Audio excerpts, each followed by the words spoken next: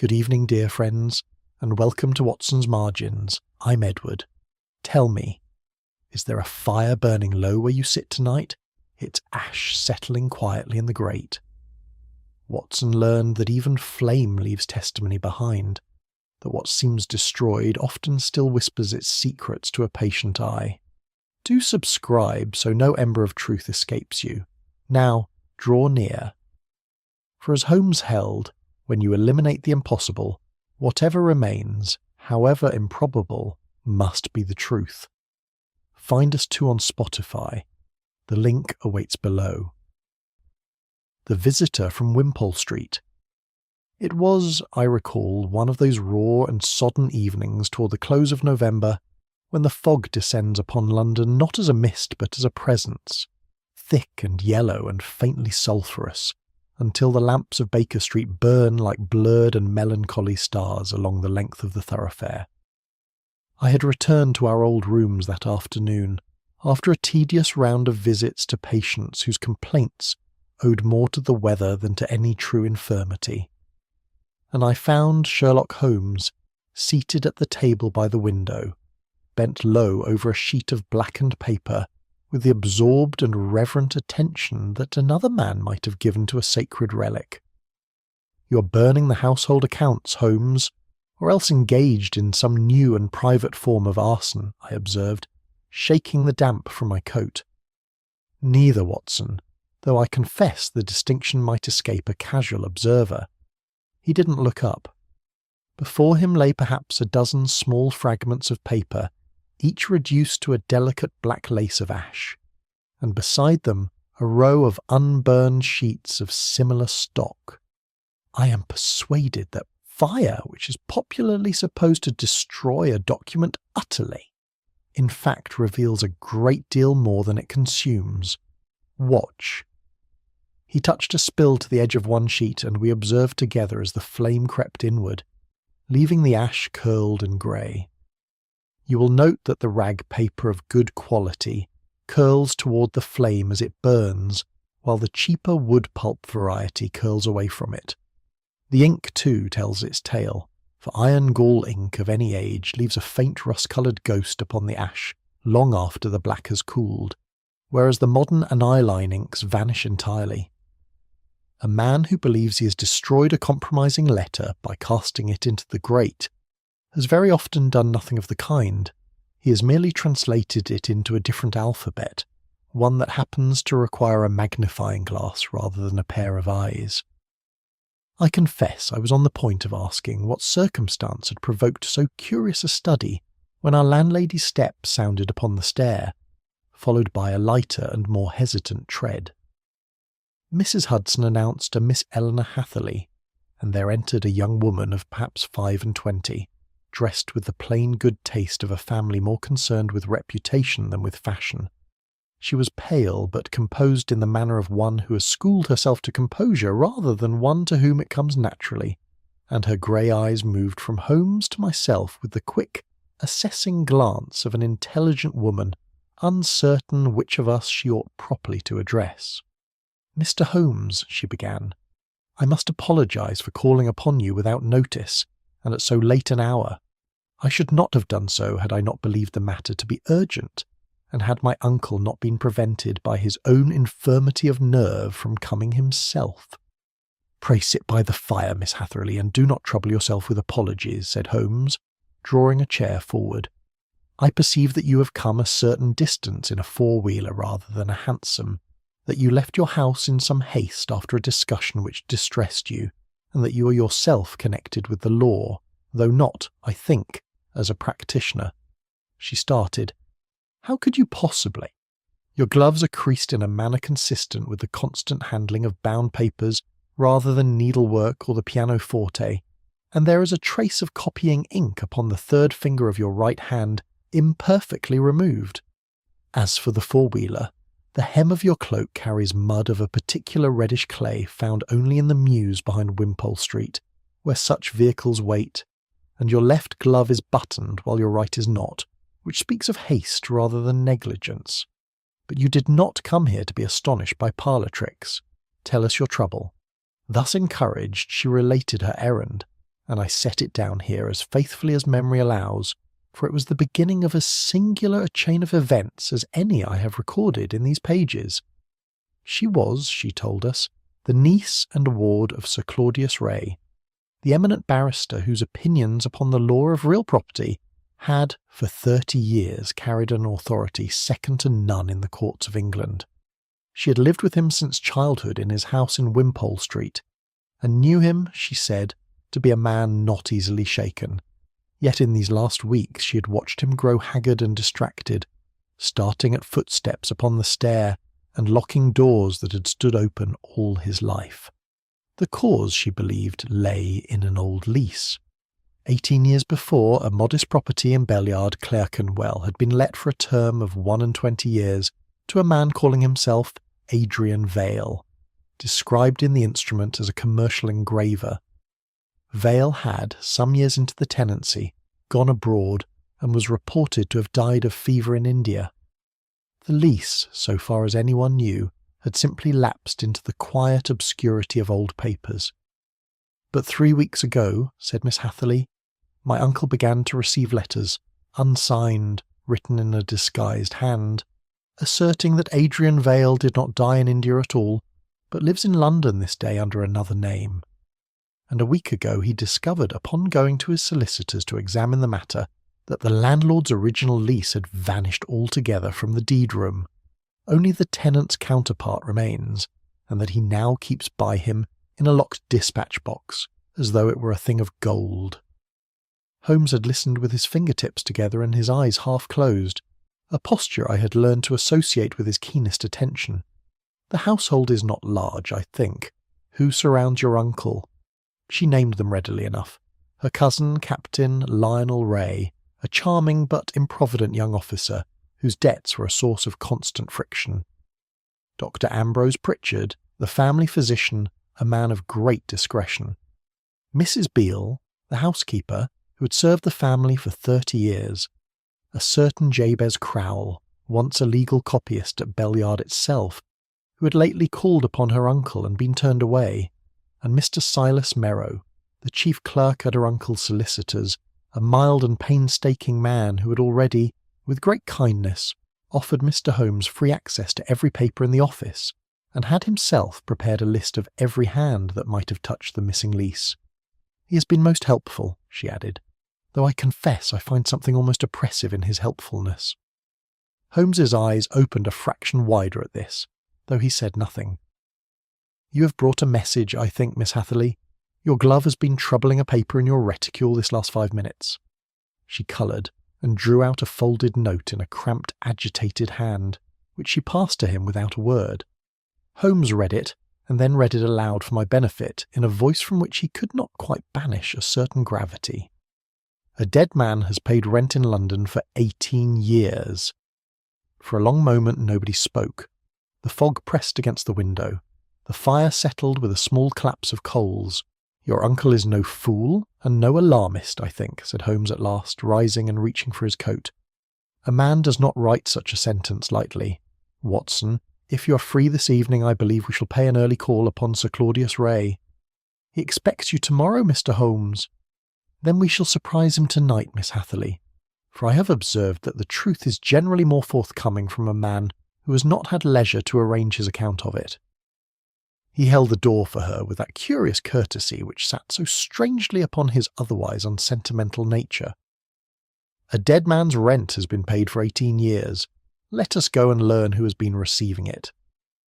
And so, within the half hour, we found ourselves in a cab rattling through the fog toward Wimpole Street, upon the first stage of an investigation that was to prove, before its end, one of the darkest and most patiently constructed deceptions it has ever been my fortune, as Holmes's chronicler, to set before the public. Chapter 2. The Gentleman Behind the Curtains.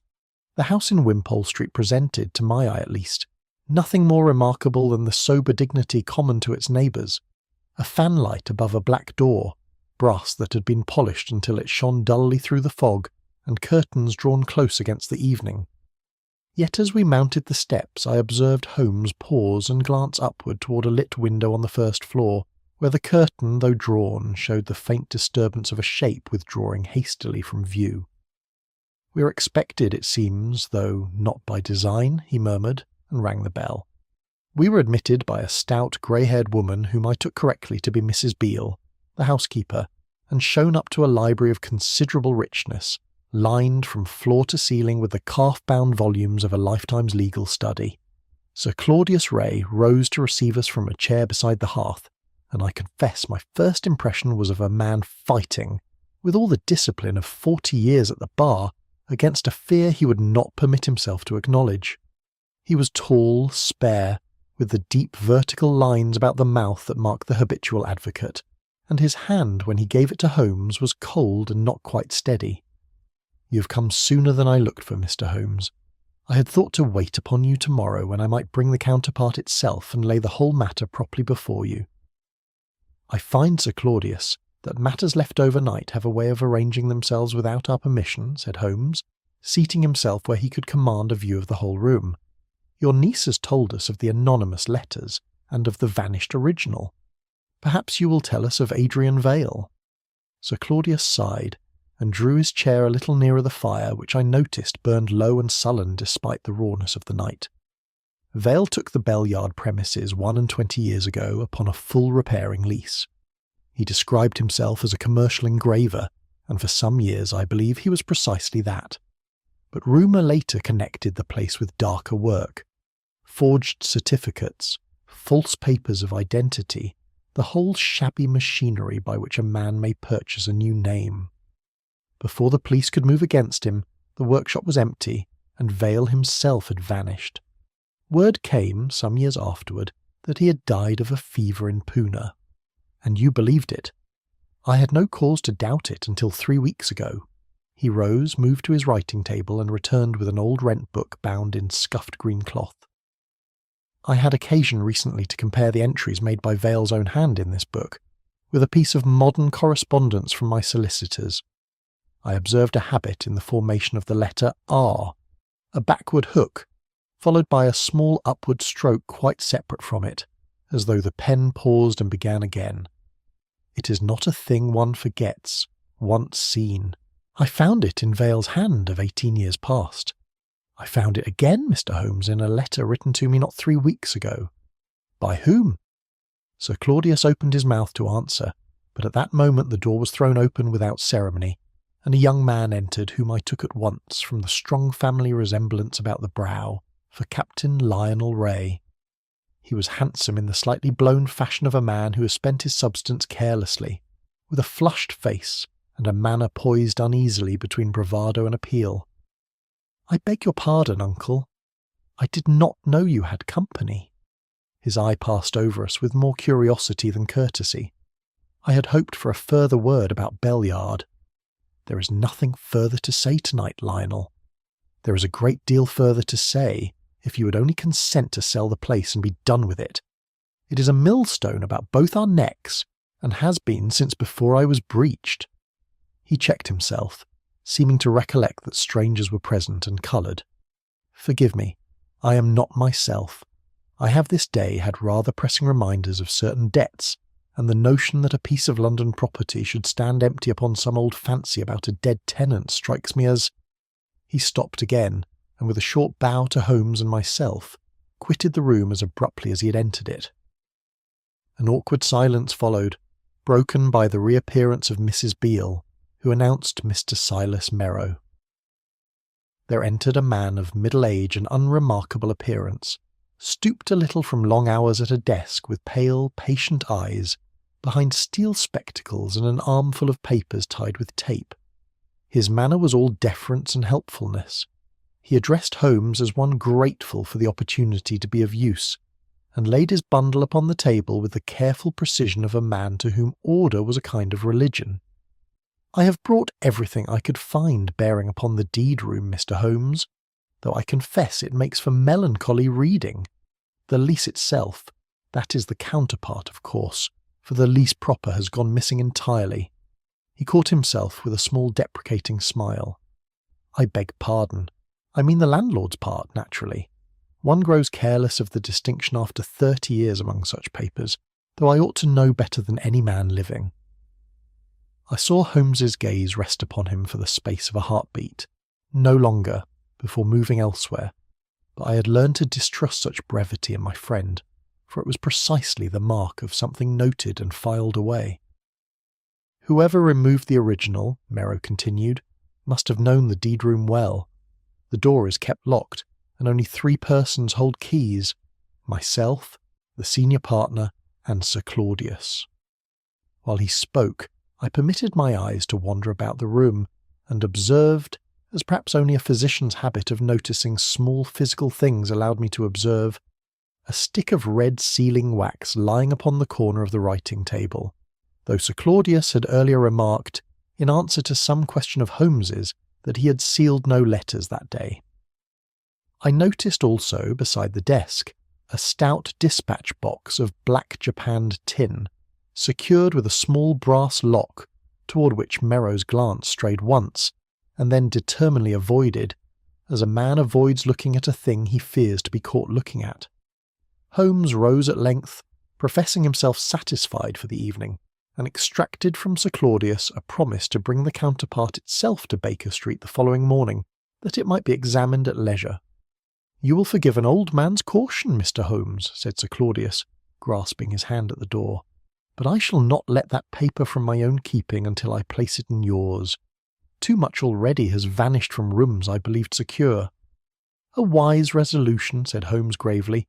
"I would only add, sleep with your door locked tonight, Sir Claudius, and trust no arrangement that anyone else has made on your behalf."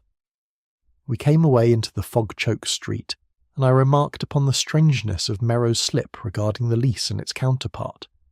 "Strange indeed," said Holmes, drawing his collar up against the damp, "for it is precisely the sort of error that a careless man might make once, and a careful man never. Mr. Merrow, Watson, has spent 30 years learning never to make it." He said no more upon the subject that night, and Sir Claudius, true to his promise, never came to Baker Street at all. Chapter 3. Ashes on the Hearth.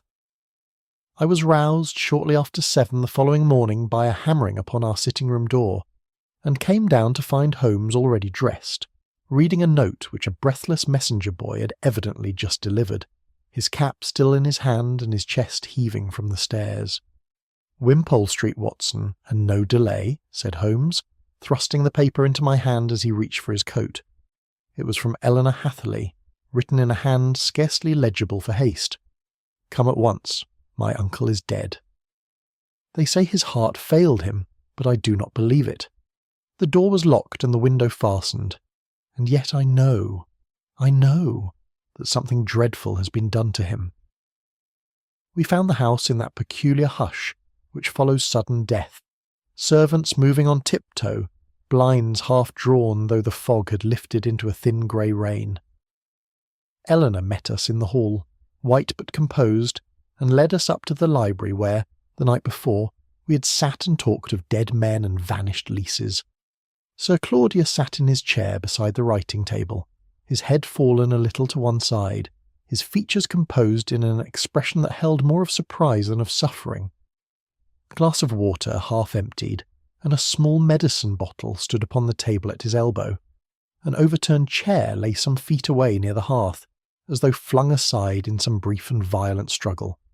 In the grate itself, amid the grey ash of a fire long dead, lay the blackened and curling remains of what could only have been the Lease counterpart, its edges still faintly legible, where the flame had not wholly consumed them. Dr. Ambrose Pritchard, a small, precise man with the anxious gentleness peculiar to family physicians, was already in attendance, and rose as we entered. A weak heart, Mr. Holmes, and no great mystery in that, sadly. I had warned him more than once against excitement. Whatever occurred here last night, and I own the room, shows signs of some disturbance. It is my professional opinion that the excitement itself was sufficient to kill him, quite without any hand being laid upon his person. You examined him thoroughly? As thoroughly as the circumstances allow. There is no mark of violence upon him whatever. Holmes said nothing to this, but I observed from long acquaintance with his methods that he was far from satisfied. He moved about the room with that soft, deliberate tread which always reminded me of a hound working out a difficult scent, touching nothing, yet missing, I felt certain, nothing whatever.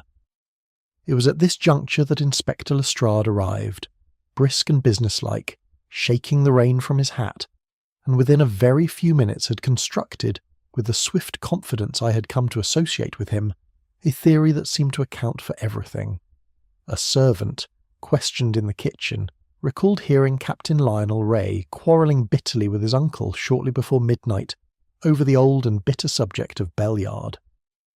A silver cigarette case, engraved with the captain's initials, was discovered beneath the desk, and a scullery maid, sent late to fetch coals, had seen a gentleman's figure leaving the house by the area steps some time after 11. "It writes itself, Mr. Holmes," said Lestrade, not without satisfaction. The young gentleman quarrels with his uncle over the property, wants it sold, we're told, and badly in debt besides. He comes back later to press his point. There's a struggle. The old man's heart gives out under the strain, and the captain, finding his uncle dead and the lease before him, sees his chance and burns it, that no obstacle may remain to the sale. A guilty man does not stop to reason calmly, Doctor. He acts, and he flees. "It is a coherent account," said Holmes mildly, "and I have known juries convicted upon a great deal less coherence. Might I examine the fireplace before your men disturb it?" Lestrade, with the good-humoured tolerance he generally extended to what he privately regarded as my friend's harmless eccentricities, gave his consent, and Holmes knelt upon the hearthrug and studied the ashes for some minutes without touching them, his lens close to the blackened fragments. "You will observe," he said presently, addressing no one in particular, "that the document has not burned evenly. The centre of the mass is reduced entirely to ash, fine and grey, while several edges here and here remain curled but legible, the ink still faintly visible upon the char. A fire burns outward from where it is kindled, Lestrade, not inward from every side at once. This suggests to me that the flame was applied at the centre of the folded document rather than at a corner, as a man in careless haste would ordinarily apply it." He bent lower still, and I saw his nostrils widen. "There is a faint odour here that has nothing to do with burning paper. Lamp oil, I think, used perhaps to help the flame catch quickly upon what might otherwise have proved slow-burning stock." His long fingers, still without touching the ash itself, indicated a small object caught among the grey flakes. "A thread, Watson, blue silk by its colour, though the fire has singed one end of it." He drew out his pocket lens and turned his attention next to a small hardened puddle near the fender. "And sealing wax, half melted by the heat of the grate, though not, I think, entirely by it. Observe how the underside is smoother than the upper, as though it had first been softened by a flame and pressed while still warm." He rose at last, dusting his knees, and crossed to examine the carpet beside the dispatch box, which stood open, its lock forced and the metal about the hasp bright and newly scarred. Upon the pile of the carpet, faint but unmistakable to an eye trained to such things, lay a small crescent of pale clay. "Curious," murmured Holmes. "There is no clay of that colour within a mile of Wimpole Street so far as I am aware." He turned finally to the dead man himself, and studied the still hands with a long and thoughtful attention that puzzled me until he spoke. "You have examined him for marks of violence, Doctor, and found none. Permit me to observe a smaller matter. The overturned chair suggests that Sir Claudius struggled, or was made to struggle, in the immediate vicinity of this hearth, yet his right hand, the hand nearest the grate, bears no trace of soot nor any smear of ash, though the fire, upon your own account, must have been burning fiercely enough to consume a folded document within the hour before his death." "He might simply not have touched the fire," said Pritchard, a shade defensively. "He might not," Holmes agreed, in a tone that somehow conveyed the precise opposite of agreement. "Inspector, I should be greatly obliged if not one particle of that ash were removed, until I have had opportunity to examine it further by daylight. There is more written in that grate, I fancy, than any of us has yet read." Lestrade, though plainly unconvinced that a heap of burnt paper could hold secrets beyond his own competent theory, gave the order nonetheless, and it was with that small, grim heap of ashes safely under guard that we left the house in Wimpole Street, Eleanor Hatherley's white and grieving face at the window the last thing I saw as our cab drew away into the rain. Chapter 4. The Man from Bell Yard. Lestrade lost no time in acting upon the evidence which the night had furnished him, and by the afternoon had established to his own entire satisfaction the movements of Captain Lionel Ray upon the fatal evening. The young man, summoned to Scotland Yard, made no attempt to deny the quarrel, though he told his story, I thought, with the awkwardness of a man more accustomed to candour than to concealment, and consequently ill-equipped for either. He admitted, returned to the house in Wimpole Street a little before midnight, some hours after the bitter words that had passed between himself and his uncle. He had gone, he insisted, in a spirit of contrition, meaning to apologise for language he already regretted. But finding the library door locked and no answer to his knock, and fearing to make matters worse by rousing the household at such an hour, he had gone away again without seeing anyone, and had said nothing of the visit until directly questioned.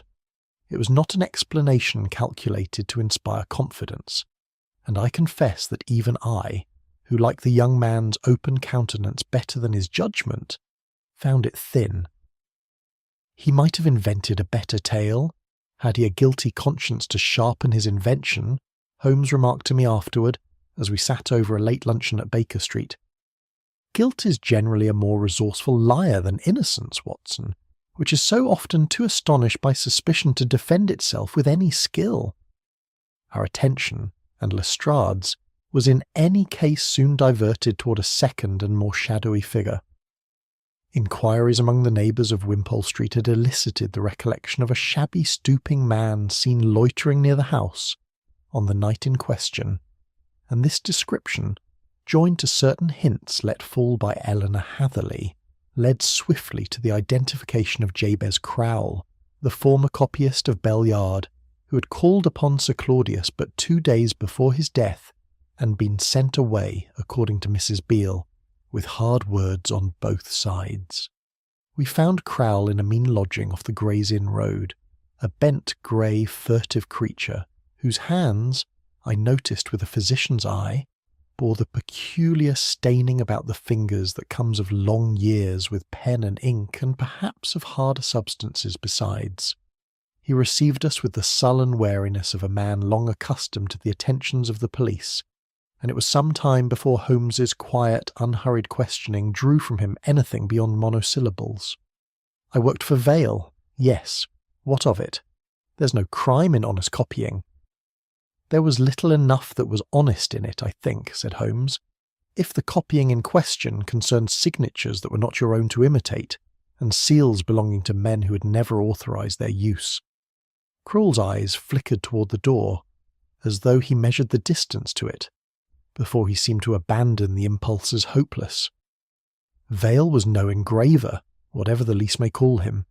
He kept 6 of us at Bell Yard and taught us tricks I'd be a fool to boast of now.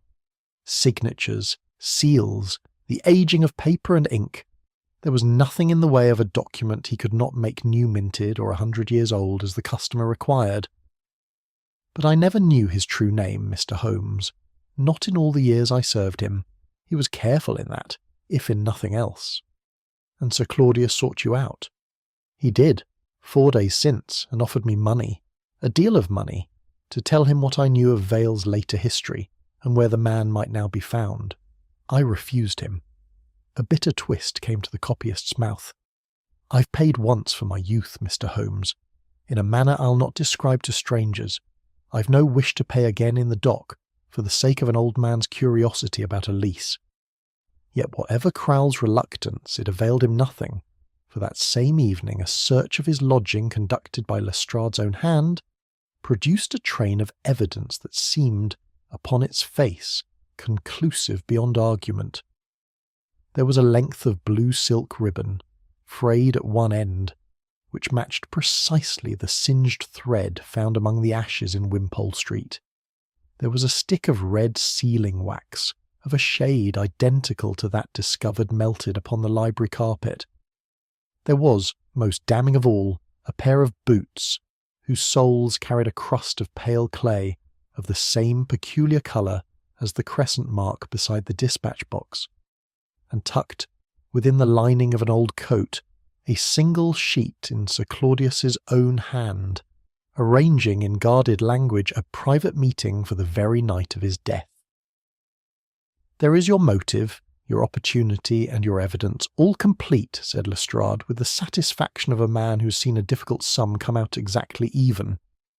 "He went to blackmail the old gentleman, was refused or threatened with the law, and killed him in the quarrel that followed, then burned the counterpart, that no written link should remain between himself and Bell Yard, and left the rest of the mess to be blamed, as he no doubt hoped, upon young Ray.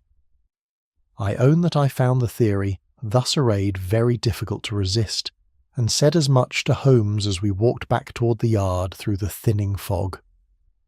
It is difficult to resist, Watson, for the excellent reason that it was constructed to be so, he replied. Consider only this. Every article discovered in that man's lodging is precisely what an investigator, searching in the light of what he already believes, would hope and expect to find. There is no accident in the collection, no stray or inconvenient object that refuses to fit the pattern, no rough edge such as real guilt, in my experience, invariably leaves behind it. Guilt is untidy, Watson. This is remarkably tidy. He said no more upon the point that evening, but retired instead to the fragments of burnt paper, which had by now been carefully conveyed to Baker Street under Lestrade's grudging permission, and spent some hours arranging them beneath a strong lamp, with a patience that put me forcibly in mind of a man piecing together a broken mosaic. Toward midnight, when I had all but given up watching and taken myself to bed, I heard him give a low exclamation, and returning to the sitting-room found him bent close above the black velvet board on which the fragments lay, comparing two curling edges of char with his lens. "What is it, Holmes?" "Several of these surviving lines are darker than their fellows, Watson. Darker and sharper in the stroke, as fresh iron gall ink will always appear beside ink that has faded honestly over 18 years. Someone, I think, has been at pains to imitate an old hand upon new paper, and has not imitated it quite perfectly enough." He straightened and regarded the ashes for a long moment with an expression I had learned to associate with the opening, rather than the closing of a case. Someone did not merely burn a lease, Watson. Someone first decided what we were meant to believe it contained. Chapter 5. 4 Accounts of Midnight. Holmes was disinclined upon the morning following his discovery among the ashes to share his thoughts further, save to observe over breakfast that a case built too neatly was generally a case built by someone other than the truth. We must go back to Wimpole Street, Watson, and hear the household speak again, not of what they believe, but of what they actually saw and heard. Belief is a most unreliable witness. The senses, questioned closely enough, are seldom so accommodating a liar. We found the house subdued under its fresh morning, black crape upon the knocker and the blinds still drawn, though Eleanor received us with a composure that had, I thought, hardened somewhat since the shock of the first morning into a quieter and more purposeful grief. Holmes asked leave to speak with each member of the household in turn, and alone, a request to which she assented at once. Mrs. Beale came first, wringing a corner of her apron between reddened fingers, and gave her account in the plain, unadorned manner of a woman who had told it already to the police, and saw no reason to alter a word of it for a private detective. Sir Claudius had dismissed the servants unusually early that evening, she said, wishing to sit alone in his library. She herself had gone up to bed a little before 11, and had heard, some minutes after the hour struck, the sound of the front door opening below, though from her room she could not see who entered, nor did she think to look. Not long afterward, passing along the passage on some errand of her own, she had caught the smell of burning paper drifting from beneath the library door, and had thought nothing of it beyond a passing wonder that the master should be burning correspondence at such an hour, for he was not, she said, a man who commonly did so. You did not think to knock and ask if he required anything? I did think of it, sir, and then thought better of it. Sir Claudius did not care to be disturbed when the library door was shut, and I'd had sharp words for less on other evenings. Dr. Pritchard, when his turn came, proved a more difficult witness, for he bristled at once when Holmes inquired, in the mildest possible terms, whether the sleeping draught which Sir Claudius took each night might have been tampered with. I compounded that mixture myself, Mr. Holmes, as I've compounded it these 6 years past, and I will not sit here and be asked whether I've poisoned a man I attended for the whole of his professional life. His indignation was so immediate, so entirely without the calculation of a man rehearsing offence, that I saw Holmes's manner soften at once, and he passed to other matters with an apology so gracefully offered that Pritchard's ruffled feelings were smoothed before the interview's end.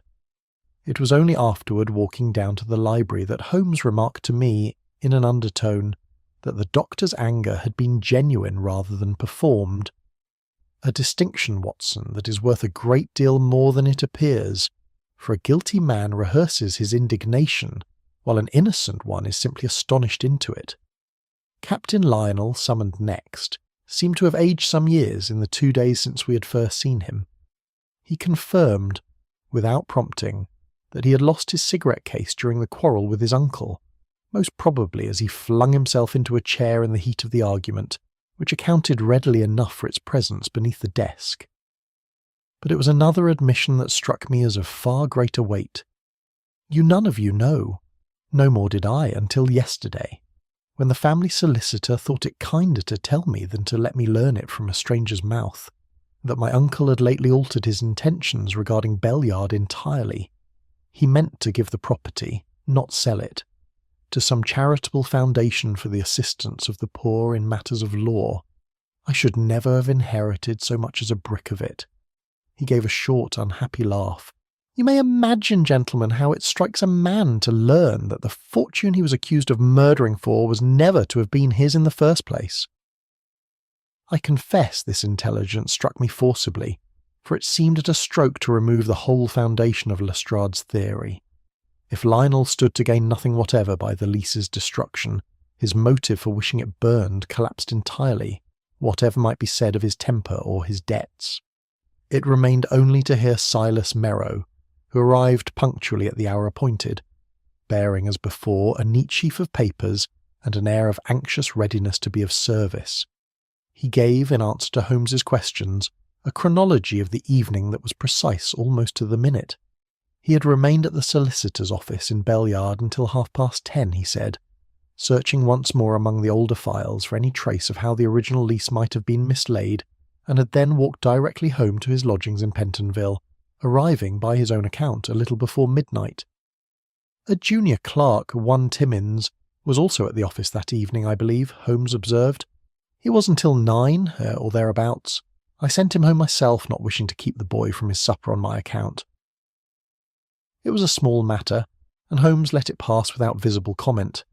Yet I learned afterward, from a word Lestrade let fall, that the junior clerk in question had indeed seen a light burning in Merrow's room until close upon 11, though he could not swear to having seen Merrow's own person within it at any time after 9 o'clock, a discrepancy which, taken alone, proved nothing, and which Holmes at the time allowed to pass unremarked. Instead, as Merrow rose to take his leave, Holmes detained him with a request so trivial in its phrasing that I own I thought little of it at the moment it was made. One small service, Mr. Merrow, if you would be so good.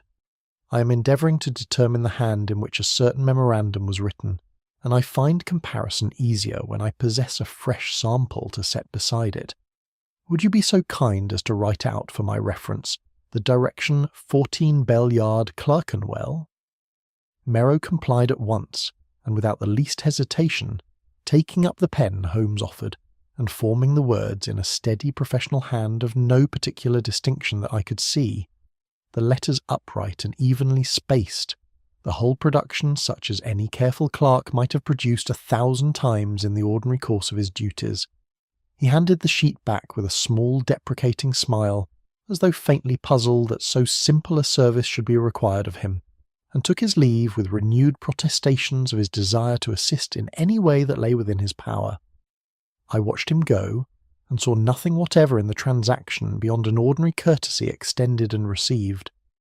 But Holmes, when the door had closed behind him, folded the sheet with a care I had rarely seen him bestow upon so unremarkable a scrap of paper, and placed it in his breast pocket without a word of explanation, his face wearing that particular stillness which I had long since learned to recognise as the outward sign of some inward and as yet ungiven verdict.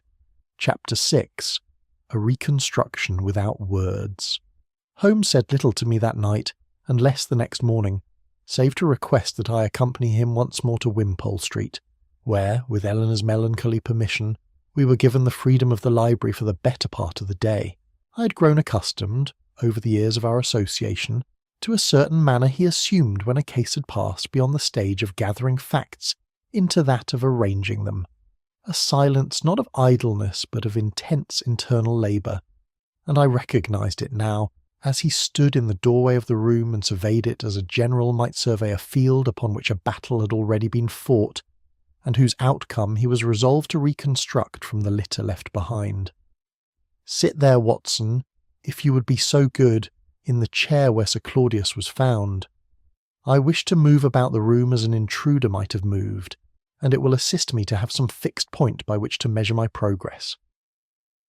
I did as he asked, not without a certain discomfort at occupying, even in play, the place where a man had lately died, and watched as Holmes paced with slow deliberation between the door, the writing table, the hearth, and the dispatch box, pausing at each to crouch, to touch, to hold some object to the light. "The box first," he said, kneeling before it. "You will observe, Watson, that the lock has been forced from the outside, the metal bright where the hasp has torn away. But look here, upon the carpet immediately beneath, a scattering of fine brass filings, such as a file or a jimmy would produce in the forcing." He drew out his lens and bent close. "And they lie upon the surface of the dust, not beneath it.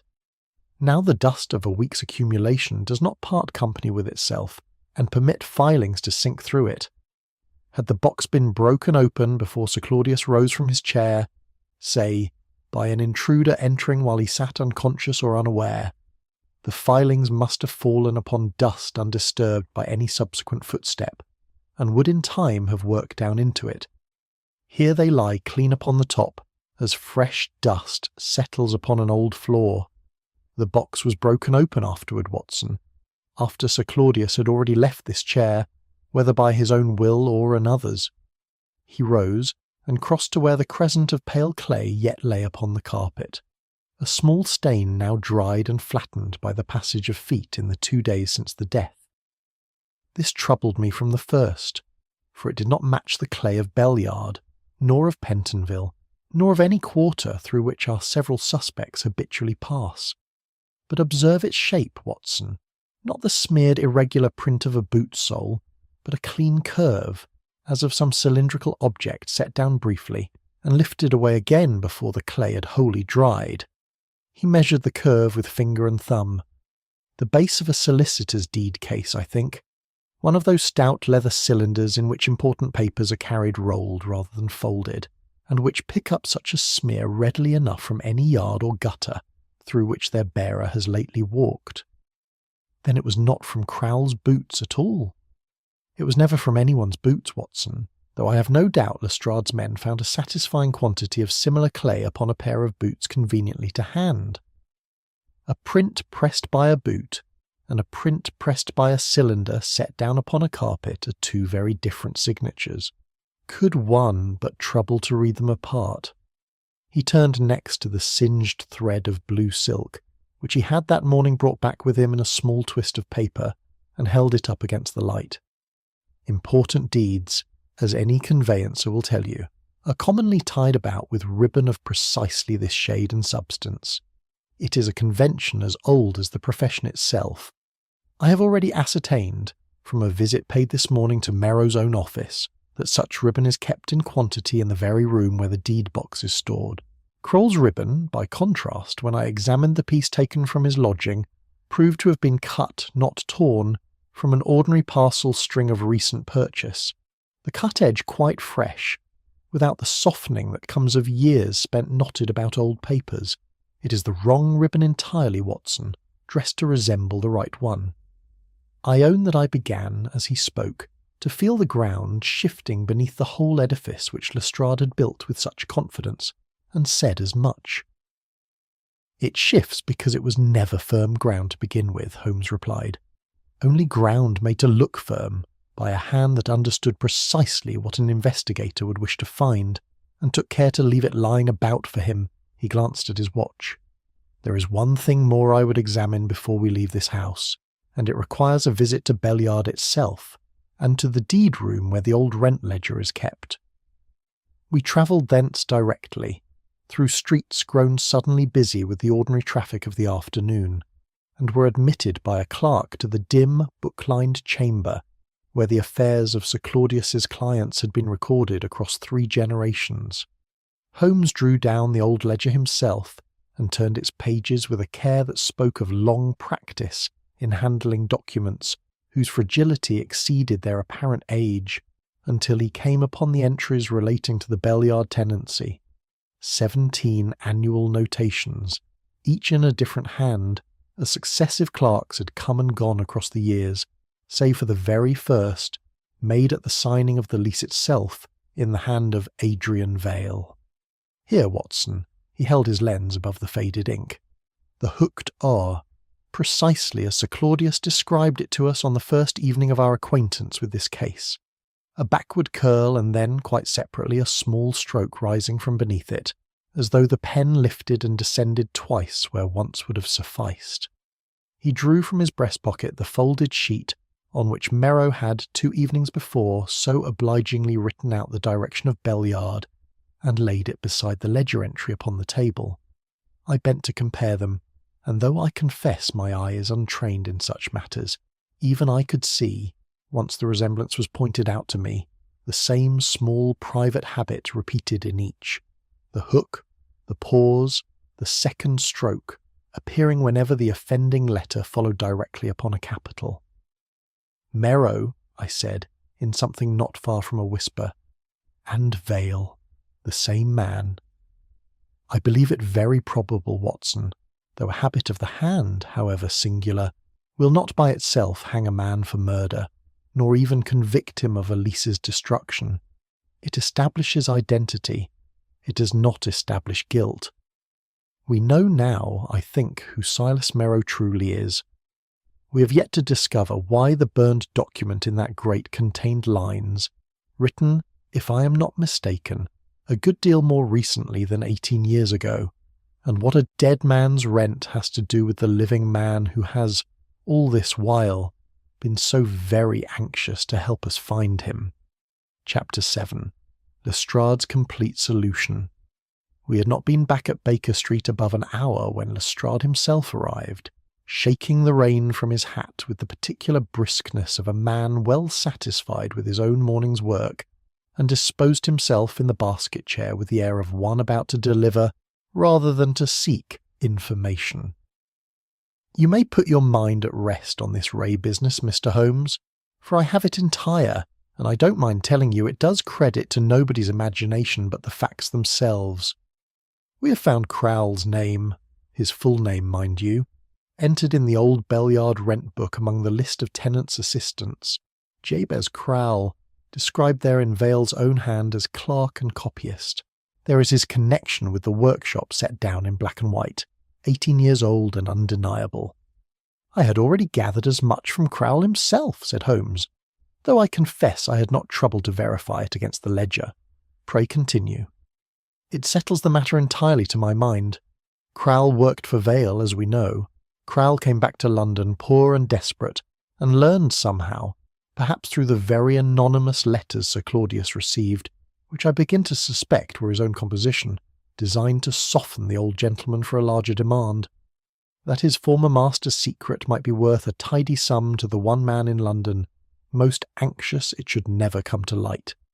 He called upon Sir Claudius, was refused, called again, and on the second occasion, finding refusal turned to open threat of prosecution, he killed him in the struggle that followed and burned the counterpart to sever the last written thread connecting himself to Belliard and its forgeries.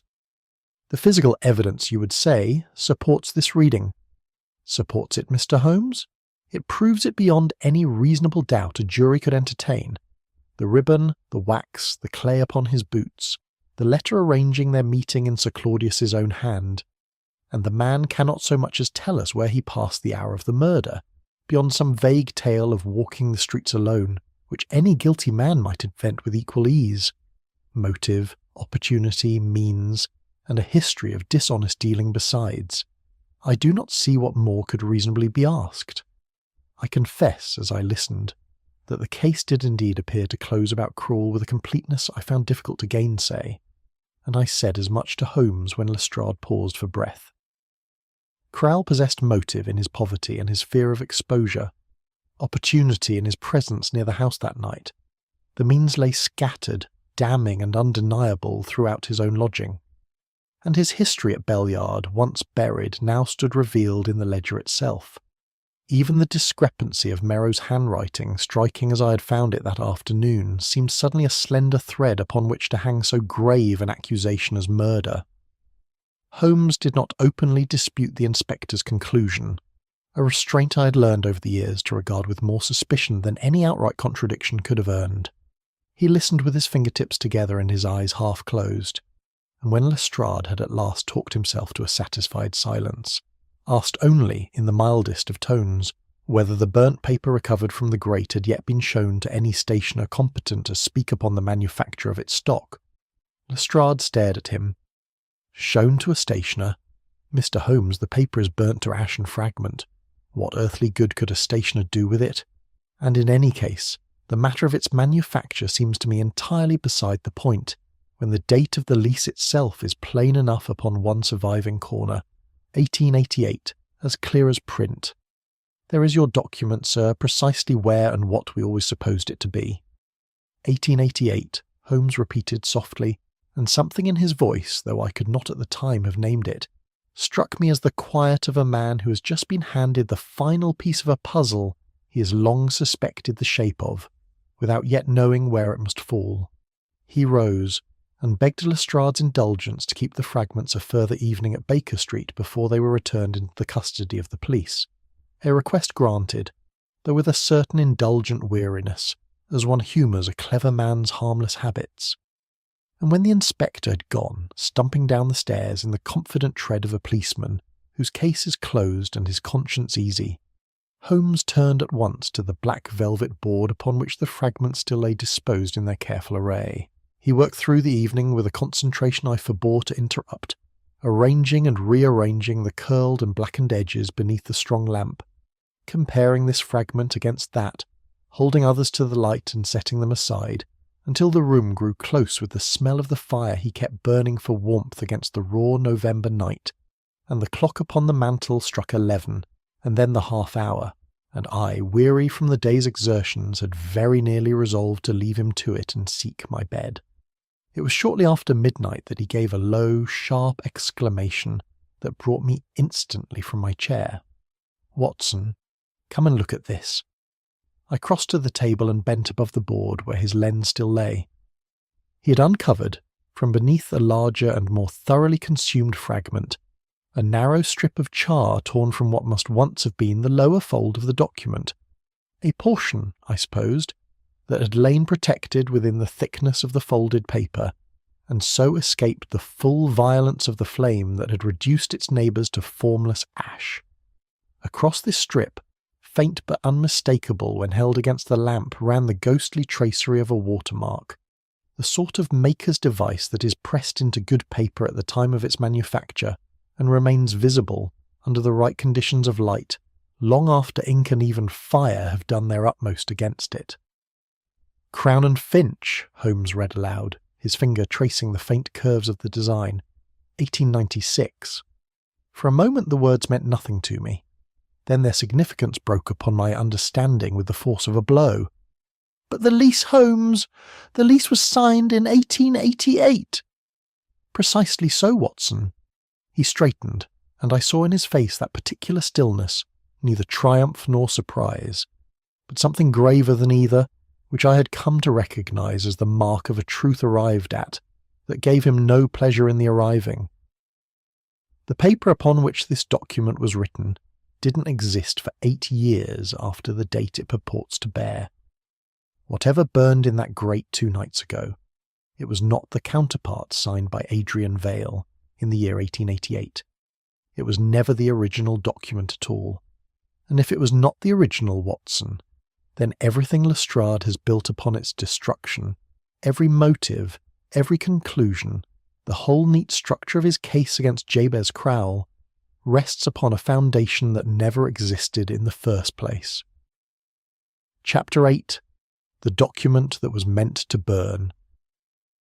We sat long into that night, the fire burning low and the watermarked fragment still lying beneath the lamp between us, while Holmes, in the unhurried manner he reserved for those rare occasions when a case had at last yielded up its architecture entire, laid the truth of the matter before me. Consider, Watson, what manner of man Sir Claudius Ray was. 40 years at the bar had made him, if nothing else, a man who anticipated the arguments of his adversary before that adversary had troubled to frame them. He had received 3 anonymous letters asserting that a dead man walked London under a borrowed name. He had found, upon comparison of an old rent book with recent correspondence, a habit of the hand that could not, in honesty, be dismissed as coincidence, and he had discovered, within the week, that the landlord's own copy of the Belliard lease had vanished from a deed room to which only 3 persons held the key. A lesser man might have waited, frightened and uncertain, for events to declare themselves. Sir Claudius, I believe, did what any advocate of his experience would do when he suspected an opponent of preparing to strike at a particular document. He prepared a false one to be struck at in its place. You mean he made the facsimile himself? I mean precisely that. He copied out the substance of the true counterpart upon paper of recent manufacture, paper that came, as we now know, from no older a source than the year 96, and into this copy he introduced, whether from caution or from a lawyer's love of the trap well laid, certain clauses that did not appear in the genuine instrument, clauses whose only purpose could be to expose, at some future date, any man who came to rely upon them as though they were authentic. This facsimile he left where an intruder, searching in haste and in the dark, might reasonably expect to find the object of his search, within the locked dispatch box beside his desk. The true counterpart, meanwhile, he hid elsewhere, in a place, I think, that owed something to his own long habits of concealment. Then when Merrow came to the house that night, he came believing the facsimile to be the genuine article, precisely as Sir Claudius intended any thief should believe it. I think it probable that Merrow had, by that stage, already formed some suspicion that his employer's growing unease concerned Belliard directly, and resolved to remove the last written proof of his own former identity before matters could proceed further. He can have had little difficulty gaining admittance. He was, after all, a trusted servant of the firm, expected and welcome at any reasonable hour upon the ordinary business of the deed-room. But there was a struggle, Holmes. The chair was overturned. There was a confrontation, at the least, whether Sir Claudius challenged him directly upon suspicion already formed, or whether Merrow, searching the room, was surprised in the act by a man who had not, after all, retired for the night as his household believed. I do not think we shall ever know the precise words that passed between them in that library, Watson, but I think we may reconstruct their consequence with tolerable confidence. Sir Claudius took each evening, by Dr. Pritchard's own account, a mild sleeping draught. It would have required no great skill, only opportunity and a steady hand, to introduce into that draught something a good deal less benign, sufficient to weaken a man already advanced in years and labouring, that very evening, under considerable strain of mind. Pritchard's evidence troubled me, Watson, only because his indignation at the suggestion was so plainly genuine. But genuine ignorance of a fact is no proof against the fact itself. He compounded the draught in innocence. Another hand, I believe, altered it after it left his. I confess a chill passed over me at this, for I had liked Sir Claudius, in the brief evening we had spent in his company, better than I had troubled to acknowledge until that moment, and the picture of his last hours, weakened by poison, and confronted in his own library by a man he had trusted, however uneasily, was not one I contemplated with any comfort.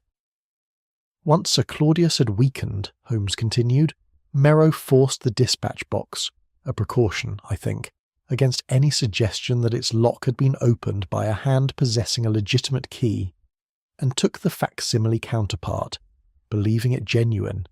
He carried it to the hearth, applied lamp oil to hasten the flame upon paper that might otherwise have proved reluctant to burn quickly and completely, and set it alight at the centre of the folded sheet, as a man will do who wishes a thing consumed swiftly rather than merely charred at its edges.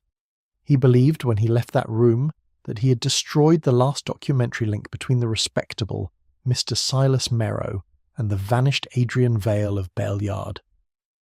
And the evidence against Crowle was planted with the same cold deliberation, and for the same reason that a careful craftsman chooses his materials with an eye to their history as well as their properties.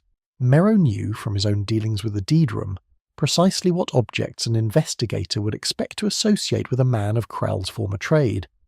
Ribbons such as Bell Yard itself had once employed, wax of a common legal pattern, boots that might plausibly have carried clay from any number of unremarkable London byways. He required only that Crowle's connection with Sir Claudius and with Bell Yard should already be a matter of record, and this, as we have seen, it very much was. Holmes rose and crossed to the window, where the last of the fog was lifting from the street below into a thin and comfortless dawn. There remained, however, one difficulty that even so careful a man could not entirely foresee, which is that the true counterpart still existed, hidden by Sir Claudius against precisely such an attempt as had now been made against its false counterfeit. I spent an hour last evening while you slept, Watson, examining the leather lining of an old parliamentary dispatch case which Sir Claudius kept, I am told, as a memento of his years advising committees of the House. The lining had been disturbed, and none too skilfully resewn. Within it I found the true counterpart, entire and undamaged, together with an endorsement in Adrian Vale's own hand, acknowledging receipt many years ago of a deed case containing engraved seals and specimen signatures, the very tools, Watson, of the trade he had supposedly abandoned upon becoming a tenant of respectable premises. The hooked R, I said. The hooked R, precisely, in an endorsement that will admit of no innocent explanation whatever. And there is more besides. A faint fingerprint pressed into the old sealing wax at the time the endorsement was made, and a witness signature belonging, I have this morning confirmed by inquiry, to a clerk who entered the service of Sir Claudius's solicitors some years later, under the direction of Mr. Silas Merrow himself. Sir Claudius had discovered, Watson, not merely that Vale lived, but that he had lived quietly and respectably in the very heart of the profession most likely to shield him, gathering trust as another man gathers interest upon a careful investment. He turned from the window at last, and I saw upon his face the particular grim satisfaction that always attended. In him, not the pleasure of a puzzle solved, but the graver readiness of a man about to close a trap. I have this morning sent word to Lestrade, to Miss Hatherley, to Captain Ray, to Crewell, to Dr. Pritchard, and to Mr. Merrow himself, requesting the presence of each at Baker Street this evening. Mr. Merrow, I need hardly tell you, was the first to reply, and offered, with his customary eagerness to oblige, to bring whatever documents I might require. You expected as much? I expected precisely that, Watson, and nothing else would have surprised me half so much. A man who has spent 18 years constructing a reputation for usefulness does not abandon the habit merely because the ground beneath it has begun, unknown to him, to give way. Chapter 9. The Hooked Letter. By 7 that evening our sitting-room at Baker Street had assumed something of the character of a court in session, the chairs arranged by Holmes himself with a precision that struck me, even before a word had been spoken, as the deliberate work of a man who intended each person present to see and to be seen by every other. Lestrade arrived first, bringing with him a plainclothes constable whom he stationed, at Holmes's quiet suggestion, upon the landing without. Eleanor Hatherley came next, pale still but composed, and beside her Captain Lionel, whose bearing had lost something of its old carelessness and gained, I thought, a certain gravity that suited him better. Dr. Pritchard followed, anxious and uncertain of his purpose in the affair, and last of all, shuffling and wary between two constables, came Jabez Crowle, released that afternoon from custody upon Holmes's representations to Lestrade, but not yet, I gathered, wholly persuaded that his liberty was secure. It wanted only Silas Merrow, and he arrived punctually upon the stroke of the half-hour, a leather document case beneath his arm, his manner as mild and obliging as it had been at our very first meeting, so that I found it difficult, even knowing what I now knew, to look upon that stooped and patient figure and see in it the architect of so cold a design. "You wish to see certain papers, Mr. Holmes," he said, laying the case upon the table. "I have brought everything bearing upon the Belliard tenancy that remains in the office, though I fear it amounts to very little, now that the counterpart itself is lost to us." "It is not lost, Mr. Merrow," said Holmes quietly, "as I believe you are about to learn. Pray be seated, all of you. I will not detain the company longer than the truth requires." He began then, much as he had begun with me the night before, though he told it now for an audience that had not shared his labour, and I watched the faces about the room as he spoke. Eleanor's grief hardening slowly into something nearer anger, Lionel's frank astonishment, Crowle's wary hope kindling by degrees into something he scarcely dared trust, and Merrow's own countenance, which retained, through the greater part of the recital, an expression of attentive and faintly puzzled sympathy, as though he listened to an account of some misfortune that concerned him only professionally. 18 years ago, Holmes said, a man named Adrian Vale kept premises in Belliard under the character of a commercial engraver, and employed there, among others less culpable, his skill in the forging of signatures and the counterfeiting of seals. When the operation grew too dangerous to sustain, Vale arranged that word of his death, abroad, in India, should reach London, and he himself, I believe, quietly resumed his true family name and entered respectable employment, in which he prospered through 18 years of patient and exemplary service, until he became, in time, the very man to whom his former landlord's solicitors entrusted the safekeeping of their most sensitive deeds. "This is a remarkable tale, Mr. Holmes," said Merrow, with a small, uneasy laugh, "but I confess I do not see what it has to do with myself beyond the natural interest any conveyancer takes in an old and curious case. You will see it very shortly, Mr. Merrow. Sir Claudius, comparing an old rent ledger with recent correspondence from his own solicitors, observed a habit in the formation of a single letter, the letter R, formed with a backward hook and a separate rising stroke, shared between Adrian Vale's hand of 18 years past and a document written only weeks before his death. He made inquiries of Jabez Crowle, here present, once a copyist at Belliard, and confirmed the history of that workshop. And, being a careful man, and I think already suspicious of where his inquiries must eventually lead, he prepared a facsimile of his tenant's counterpart, embodying certain false clauses of his own devising, and left it where a search of his private effects would be likely to discover it, while the true counterpart he concealed within the leather lining of an old dispatch case. I saw Merrow's hand resting upon the table, close very slowly, though his face remained composed.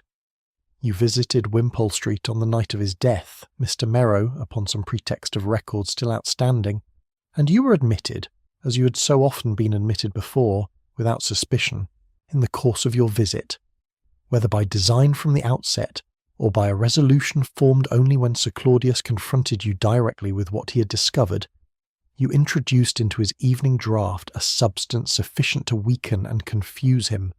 You forced open his dispatch box, took what you believed to be the sole surviving proof of Adrian Vale's continued existence, and burned it upon the hearth, applying lamp oil that it might be consumed swiftly, and beyond any hope of reconstruction.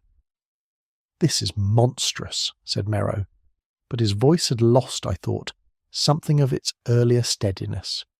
"You then arranged, with the same care you had brought to 18 years of honest service, that suspicion should fall elsewhere. You possessed, from your years about the deed room, ready knowledge of the blue ribbon and red wax employed there, and you understood precisely what history would make Jabez Crowle appear, to any investigator working from the evidence alone, the most natural of culprits." Holmes drew from beneath the table the 2 sheets he had compared beneath his lamp 2 nights before, the faded entry from the old rent book and the fresh, unremarkable direction Merrow himself had written at Holmes's request, and laid them side by side upon the table between them. The hooked R, Mr. Merrow, the same small habit, unconsidered and therefore unconcealed, in a hand separated by 18 years and every circumstance a careful man could contrive to place between them. "A coincidence of penmanship proves nothing, Mr. Holmes," said Merrow, and I marked that his eyes, even as he spoke, moved once, involuntarily, toward the leather document case that Holmes had set upon the sideboard, and returned, an instant too late, to Holmes's own face. "Then let us set coincidence aside," said Holmes, and rose, and brought the case to the table, and drew from it the true counterpart itself, its old brown ink undisturbed by any flame, and read aloud the endorsement it bore, in which Adrian Vale, in his own unmistakable hand, acknowledged the receipt of a deed case containing engraved seals and specimen signatures, a record that admitted of no innocent construction whatever. Whatever composure Silas Merrow had maintained through the whole of that long recital broke at last, not into confession, for he attempted still some broken protest of innocence, but into that unmistakable stillness of a man who understands, all in a moment, that the ground upon which he has stood for 18 years has given way entirely beneath him. His glance went once more, and this time without concealment, toward the place where the true counterpart had lain hidden, an instinctive and unguarded look that told its own tale more plainly than any words could have done. "Inspector," said Holmes quietly, "I believe you have your man." Lestrade, who had listened throughout with an expression passing gradually from scepticism through astonishment to a grudging and somewhat chastened respect, rose and laid his hand upon Merrow's shoulder, and the thing was done.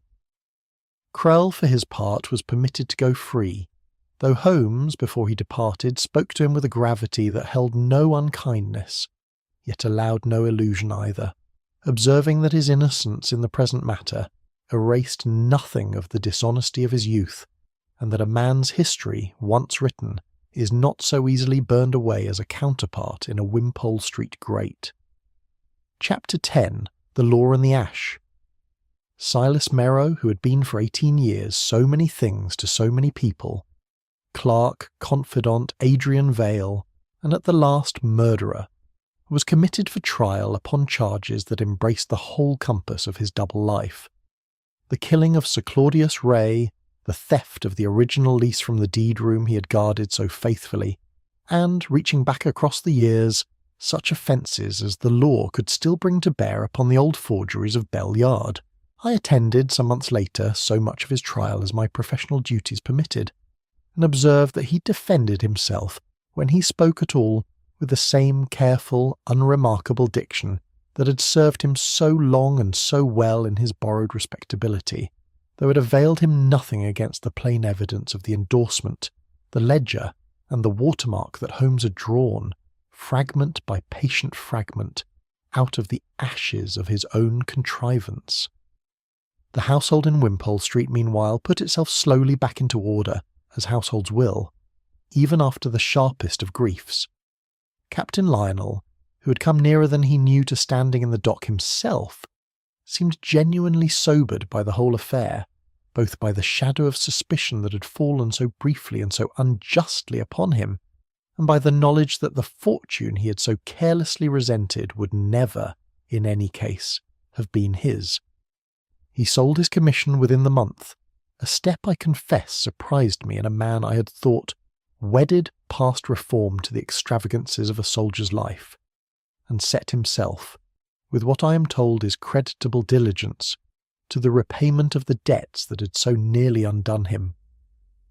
Eleanor Hatherley took up with a steadiness of purpose I had glimpsed even in the first hour of our acquaintance with her, the charitable design her uncle had formed for the Belliard property before his death, converting the premises that had once sheltered a forger's workshop into an office, providing legal assistance to those too poor to purchase it elsewhere.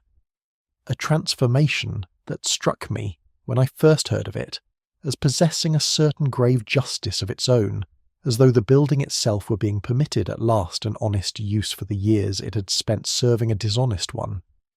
Jabez Crowle received no reward for the ordeal his own past conduct had done so much to invite, nor did Holmes suggest that any was owing him. But Eleanor, moved I think by something more than mere gratitude for his eventual release, arranged for him modest employment copying public records under proper supervision, an occupation suited exactly to his one genuine skill, and closed, by its very nature, against any repetition of his old temptations. Holmes, when I mentioned the arrangement to him, expressed a quiet approval that I found, coming from a man not generally disposed to sentiment, rather more affecting than any warmer expression of sympathy could have been. Justice need not be blind to the difference, Watson, between an old weakness outgrown and a present crime freshly committed. The law, properly administered, punishes the second. It is under no obligation to punish the first a second time, merely because the two once wore for a season the same coat. It was on an evening some weeks after these events, when the case had settled into that particular repose which follows a matter finally and fully resolved, that I asked Holmes, as we sat over our pipes before the fire, when he had first begun to suspect Merrow above any of the others whose paths had crossed so darkly through the affair. Very early, Watson, though I confess the suspicion did not harden into certainty until a good deal later. You will recall that on the first evening we visited Wimpole Street, Merrow spoke of the lease when he meant, properly, the tenant's counterpart. An error, I thought even then, that no clerk of 30 years' conveyancing experience would make by accident.